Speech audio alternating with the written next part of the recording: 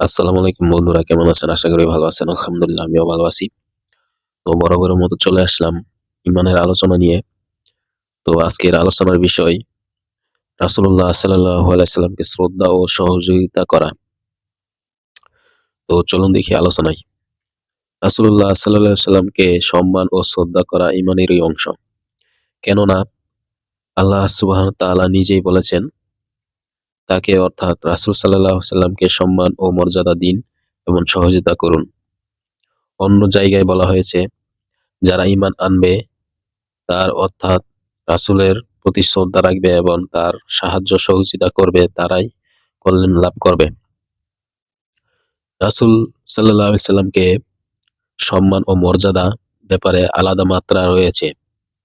আর কারো বেলায় প্রযোজ্য নয়। এরশাদ হচ্ছে, তোমরা রাসূলকে নিজেদের মধ্যে ডেকে আনাকে এরূপ মনে করো না যেরূপ তোমরা একে অপরের ডেকে আনো। অর্থাৎ এভাবে বলো না, হে মুহাম্মদ কিংবা হে আবুল কাসেম, বরং ইয়া রাসূলুল্লাহ অথবা ইয়া নাবিয়াল্লাহ বলো।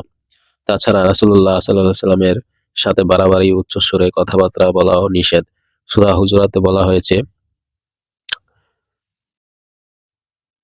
তোমরা আল্লাহ ও তার রাসূলের চেয়ে বেশি অগ্রসর হয়ে যেও না, নিজেদের কণ্ঠস্বর নবীর কণ্ঠস্বরের চেয়ে উঁচু করো না, নবীর সাথে জোরে কথাও বলো না, যেমন তোমরা পরস্পরের সাথে করে থাকো।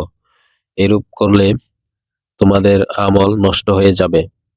তোমরা ঢেউর টেরই পাবে না।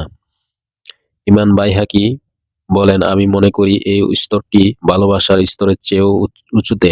এটি হচ্ছে শ্রদ্ধা ও ভালোবাসার সম্মিলন। তবে তা পিতা ও শিক্ষক ও গুরুজনের ভালোবাসার চেয়েও অনেক গভীর। সন্তান, বন্ধু, বান্ধব সহ অন্যদের ভালোবাসার মতো তো নয়ই। তো ভাই, আমরা এই আলোচনাগুলো শুনলাম।